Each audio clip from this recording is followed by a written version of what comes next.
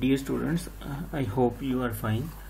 हम लोगों ने पैरामैग्नेटिज्म का टॉपिक स्टार्ट किया हुआ था, तो उसमें हमने लास्ट टाइम क्यूरी लॉ को यूज़ करते हुए हमने ससेसिबिलिटी का एक्सप्रेशन निकाला था फॉर पैरामैग्नेटिक मटीरियल्स। उसमें हमने यूजिंग क्लासिकल अप्रोच किया था। उसके बाद उसमें क्वांटम मैकेनिकल इफेक्ट्स देखा था कि उससे क्या फ़र्क पड़ता है। फिर हमने देखा था कि ब्रिलियन फंक्शन क्या होता है और कैसे जो है वो हम मैग्नेटाइजेशन को एक्सप्लेन कर सकते हैं using Brillouin function, specially on temperature dependence.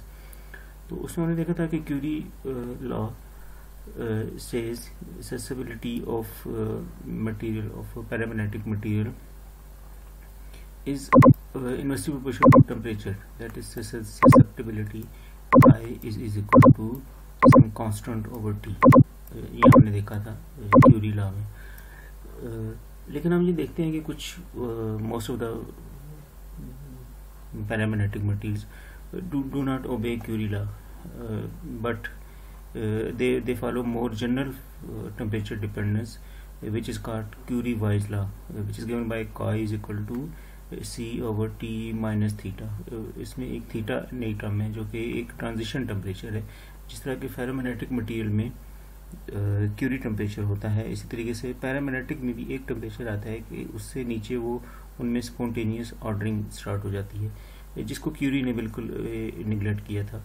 Curie ने अज्यूम किया था कि according to Curie's law there is no interaction between atomic movements in paramagnetic materials, but Curie-Weiss law के according there is interaction between movements।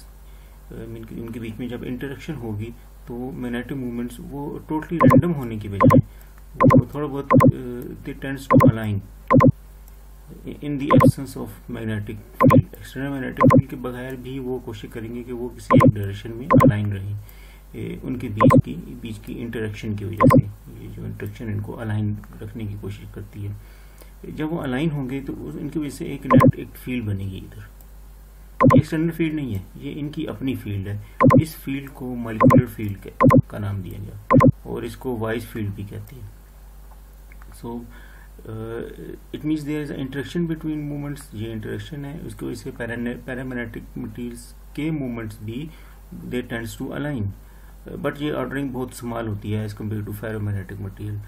So the mutual interaction between electrons tends to align movements parallel to each other. ये दो basically ये difference था जो कि Curie जो wise ने propose किया। क्यूरी ने बिल्कुल इसको निगलेक्ट किया था। क्यूरी ने कहा था कि कोई इंटरेक्शन नहीं है और मूवमेंट्स टोटली रैंडम है जब एक्सटर्नल फील्ड नहीं होती। तो अकॉर्डिंग टू वाइज ये जो मॉलिक्यूलर फील्ड होगी ये डिपेंड करेगा इनकी मैग्नेटाइजेशन पे। जितने ये ज़्यादा मैग्नेटाइज होंगे मूवमेंट्स, उनकी डेफिनेटली उनकी वजह से जो फील्ड बन रही है वो भी ज़्यादा हो जाएगी। दैट इज मॉलिक्यूलर फील्ड या Weiss field is proportional to magnetisation, and in this case proportionality constant is gamma, which is called molecular field constant। it depends upon that material। so अगर हम ये करें कि इस मटेरियल की ये तो इसकी अपनी फील्ड थी, ये पूरा मटेरियल था, ये इसकी अपनी फील्ड ये थी, इसको अगर हम बाहर से एक्सटर्नल फील्ड अप्लाई करें, ठीक है, तो उसमें जो होगा कि ये टोटल फील्ड इसकी क्या हो जाएगी, वो external field plus Weiss field. So ये total field is equal to H external field plus H W which is Weiss field. So अब हम निकालते हैं ससेसिबिलिटी का एक्सप्रेशन के ससेप्टिबिलिटी में क्या फर्क पड़ेगा due to this molecular field.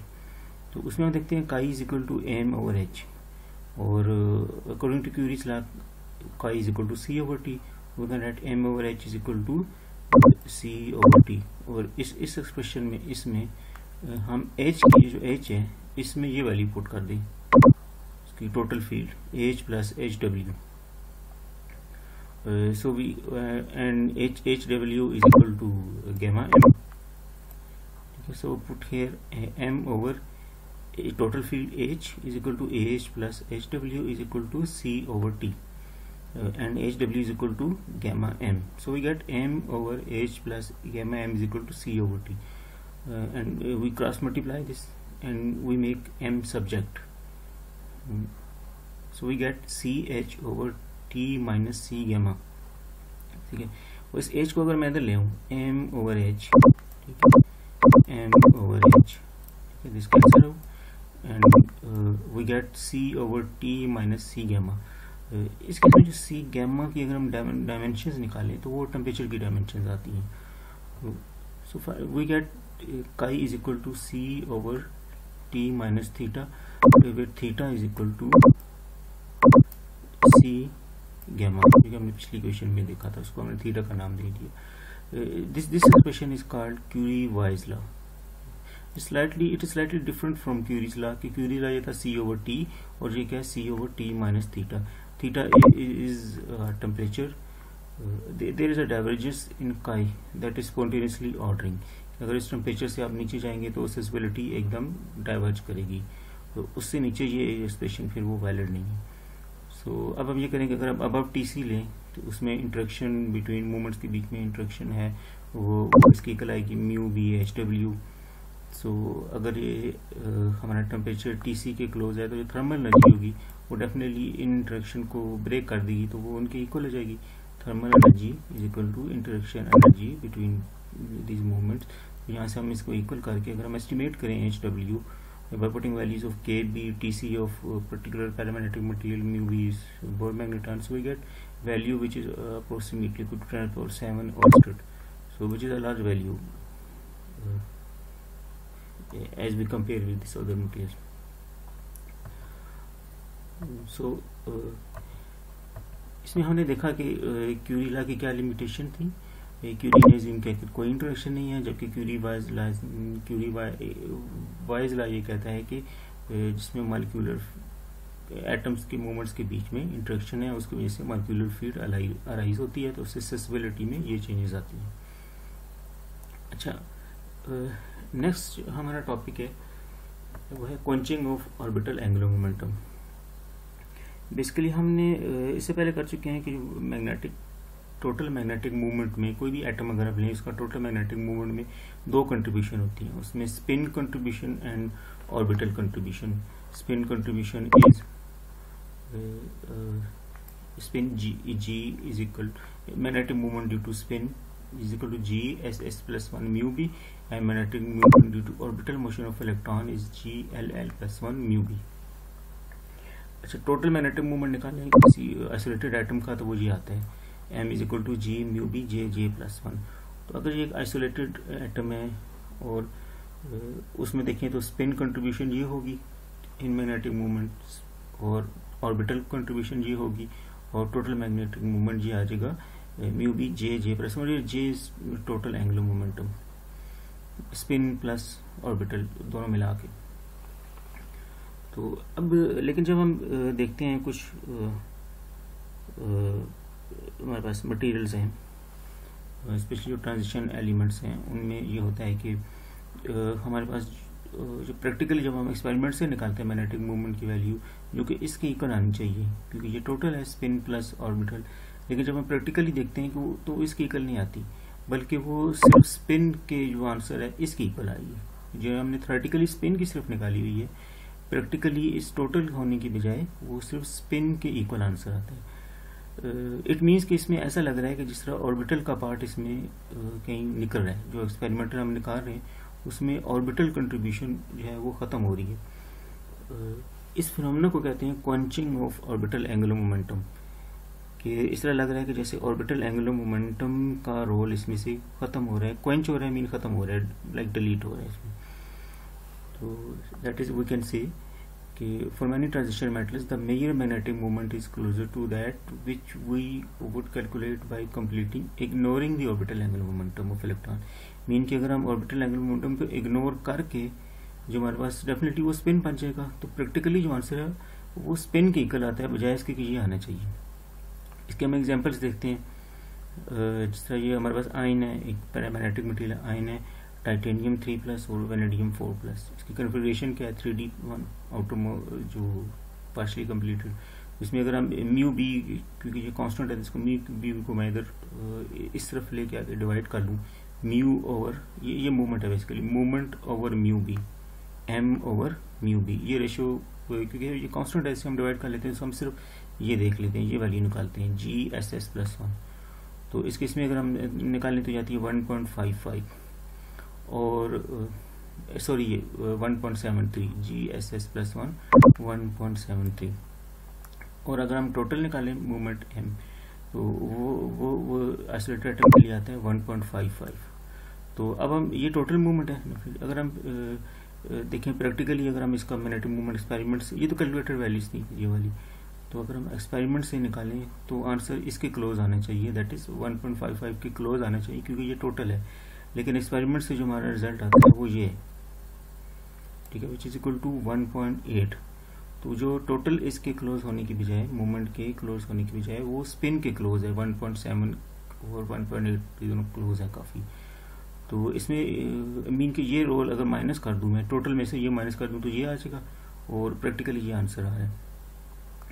तो इसकी रीजन ये है कि चूंकि जब हम, ये तो आइसोलेटेड एटम के लिए वैल्यूज निकाली है ना हमने, तो जब आप सॉलिड में एटम से एक दूसरे के साथ बॉन्ड बनाएंगे, वो क्रिस्टल स्ट्रक्चर में अरेंजमेंट होगी उनकी, तो उसमें जो एक एटम होगा वो अपने दूसरे एटम्स की इलेक्ट्रिक फील्ड में होगा, जिसको क्रिस्टल फील्ड भी कहते हैं। तो जब दूसरी फील्ड में होगा, तो जब अब मैग्नेटिक फील्ड मेजर कर, आप मैग्नेटिक मूवमेंट मेजर करने के लिए हम बाहर से मैग्नेटिक फील्ड अप्लाई करेंगे। जैसे जब हम फील्ड अप्लाई करते हैं तो उससे मूवमेंट अंदर मेजर होता है कि वो मूवमेंट्स अलाइन होंगे, फिर हम मैग्नेटोमीटर से मेजर कर लेते हैं। तो जब हम मैग्नेटिक फील्ड अप्लाई करेंगे तो उसमें ऑर्बिटल्स स्पिन जो होगी, इलेक्ट्रॉन का spin tends to align in the direction of magnetic field. तो जिधर आप मैग्नेटिक फील्ड अप्लाई करेंगे वो स्पिन उस तरफ अलाइन होगा। लाइक अगर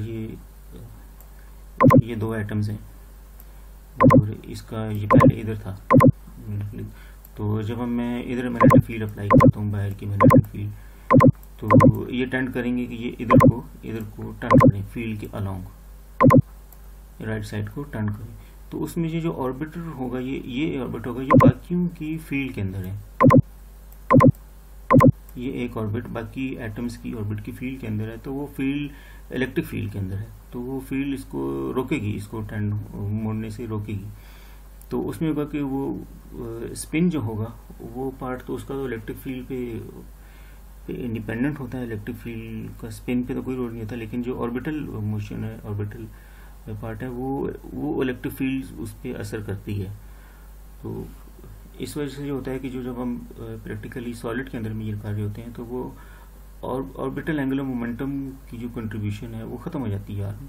सिर्फ स्पिन, इलेक्ट्रॉन की स्पिन टर्न करती है तो स्पिन का पार्ट आ जाता है। That is due to the electric field of surrounding ions of solid, the electric field cause the orbital to couple strongly to the crystal lattice, so they are not able to reorient towards an applied field, that is do not contribute to observed magnetic movement. ठीक है, this is observed magnetic movement. The spin are weakly coupled to the lattice, therefore they easily align and their contribution dominates. ठीक है, तो ये हमारा topic था quantum of orbital angular momentum. So I think it is enough for today. ये next आप लोगों ने थोड़ा सा अभी देख लेना है कि फर्मी ड्राग डिस्ट्रीब्यूशन को थोड़ा पढ़ लेना है, क्योंकि आगे हम करेंगे कंडक्शन इलेक्ट्रॉन्स की वजह से जो मैग्नेटाइजेशन में रोल होता है, दैट इज हम एक्सेसिबिलिटी फाइंड करेंगे कंडक्शन इलेक्ट्रॉन की, दैट फ्री इलेक्ट्रॉन्स की। Okay, thank you very much.